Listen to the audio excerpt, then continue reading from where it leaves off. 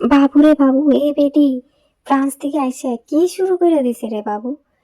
এ বেটি হলে একটা নোয়া খাইলা বেটি। ই বেটি গেছিল ফ্রান্স, 7 বছর সেখানে থেকে আইছে। আসার থেকে শুরু করছে ভিডিও বানানো, এয়ারপোর্ট থেকে শুরু করে দিছে। বলতেছিল আমার কান্না আসতেছে না, আমার অনেক খুশি লাগতেছে, আমি 7 বছর পরে দেশে যেতেছি। আইসে আবার বাপ মার লগে খাওয়া দাওয়া করতেছিল, কি কি করতেছিল এসবের ভিডিও দিচ্ছিল। ঠিক আছে, এরপর হইলো এক ঝামেলা।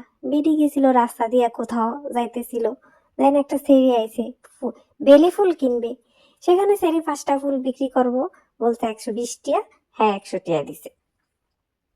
এইটা দেখে পাবলিকেরা এমন ফসানি দিছে, এমন ফসানি দিছে, এবারে কইতেছে যে ফকিন্নি, এর কমাত্তা ছোট লোক, ফ্রান্সে গেছে, টিয়ার কে বাবা চিনি শরীরে আর কিছু টিয়া বকশিস দিলে কি হইতো, 20টা টিয়া শরীরে কম দিছে।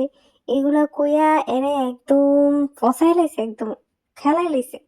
এরপর সে আয়া একটা ভিডিওর ভিতরে বললো, না আমি তো খুশি করে দিছি ক্যামেরার সামনে, শুধু আপনাকে দেখাই নাই। এটা প্রমাণ করার জন্য আবার একদল ইউটিউবার আছে যারা ওই শরীরে খুঁজা বার করছে, ফুললিরে খুঁজা বার করে এই মেয়ের জিজ্ঞাসা করতেছে যে বলো তোমার কি খুশি করছিল কিনা, ফরাইসা কোনো টাকা পয়সা দিছিল কিনা। ওই মেয়ে বলে, না না, আমার তো কোনো টাকা পয়সা দেয় নাই, আমার তো কোনো খুশি করে নাই। এরপর ওনার পর্দা ফাঁস হয়ে গেলে এরপর আরেক চোট দুইলো পাবলিকে যে এত বড় মিথ্যা কথা কিভাবে বললো।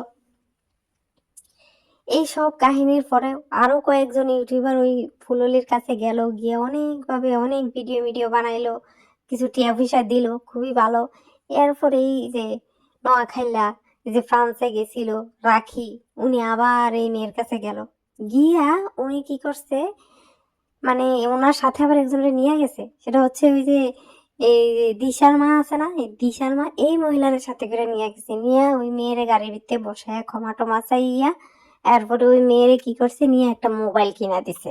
বাহ বাহ বাহ বাহ, 20 টাকা কম দিছিল, এই 20 টাকার বদলে পাবলিকের দোলাই না খাইয়া এখন মনে করেন একদম দিছে একটা মোবাইল কিনা দিছে, একটা পেজ খুললা।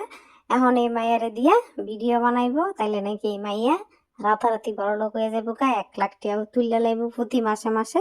এই একটা সওয়াবের কাম উনি করে ফেলছেন।